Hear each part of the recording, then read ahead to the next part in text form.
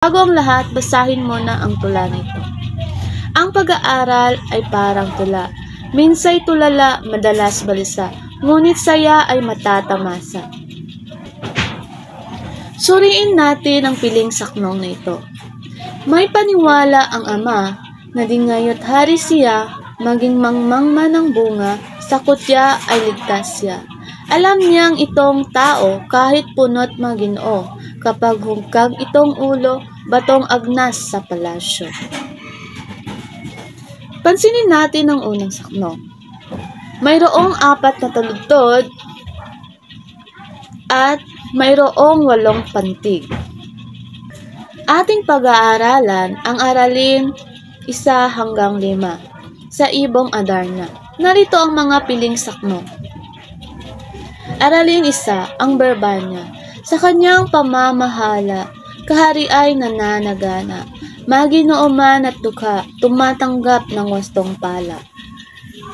Sinasabi rito na, sa pamamahala ng hari, mayroon siyang kahanga-hangang pamamahala dahil hindi lamang mayayaman ang nakikinabang sa kanyang pamumuno, bagkus maging mga mahirap o mga dukha ay nakikinabang sa kanyang pamumuno dahil pantay siya kung mamuno. At ang pang-10 saknong naman, kaya bawat kamalian sa kanya'y ipagsakdal, bago bigyang kahatulay, nililinis sa katwiran. Dahil sa kanyang pagiging makatarungan at makatwirang pamumuno, hindi niya hinahatulan ang isang nagkasala na hindi niya nililitis o sinusuri ang mga dahilan ng pagkasala nito. Bagkus, bago niya hatulan, ay nililitis niya muna o inaalam niya muna ang mga dahilan kung bakit nagawa ang pagkasala na ito. Pansinin ang saknong. Mayroong tauhan, tagpuan at tunggalian, kung saan nabanggit na ang tauhan ay ang hari o ang ama, at ang tagpuan ay sinasabi na sa kaharian.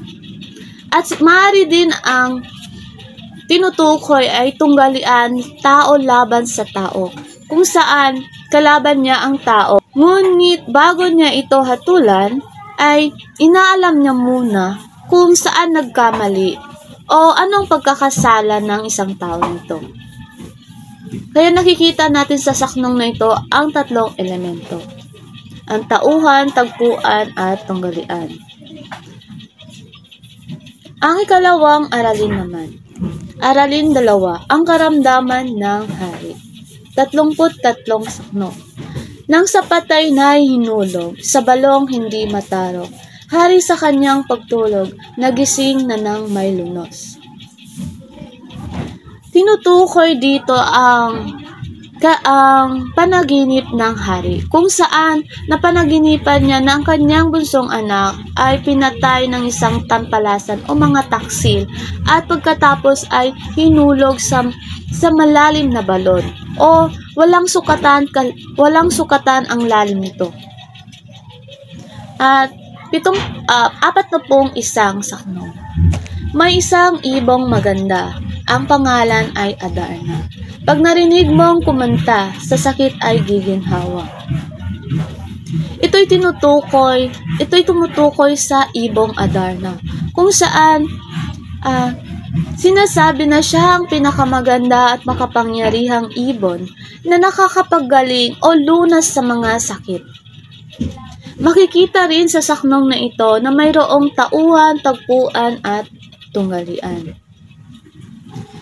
Maaaring ang tunggalian ay batay sa tao laban sa tao dahil ito'y sa pagitan ng magkakapatid na si Don Pedro, Don Diego at Don Juan, kung saan si Don Pedro at Don Diego ay may galit kay Don Juan at nagtangka o may tangkang masama sa kanya o nais siyang patayin. Kaya ito'y maaring tao laban sa tao.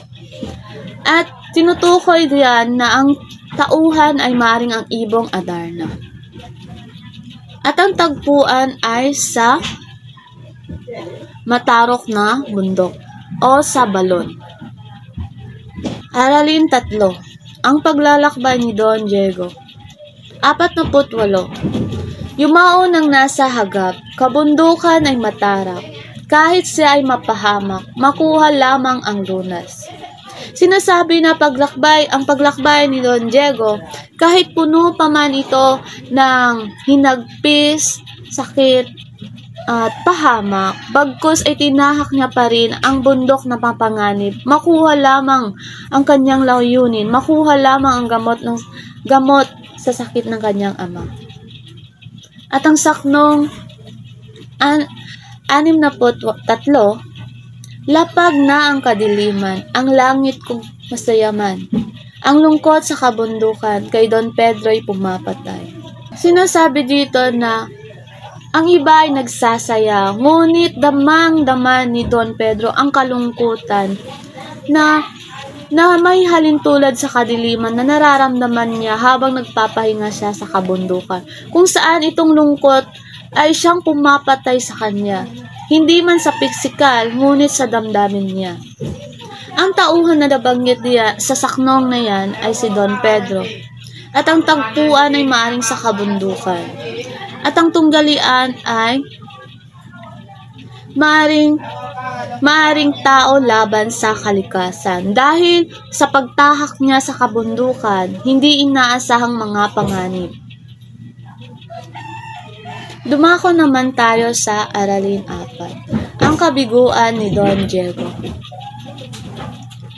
84 na saknong, parang gubat, bundok, ilog, tinahak ng walang takot, pinunto ng bulaos ng tabor na maalindog. Ito yung paglalakbay ni Don Diego, kung saan lahat ng kapahamakan na nararamdaman niya sa paglalakbay niya, mga panganib ay bagkus ng mga panganib na iyon, nagpatuloy pa rin siya para lamang sa kanyang ama.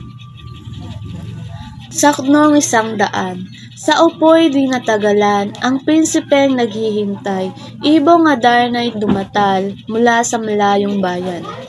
Habang nagpapahinga ang prinsipe, hindi niya namalaya na dumating na ang ibong Adarna. At ito'y nagtulak o nagresulta ng kanyang pagkabigo dahil hindi niya namalayan na naroon na ang ibong Adarna.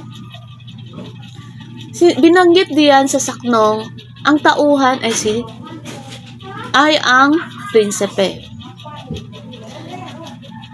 at ang ibong Adarna.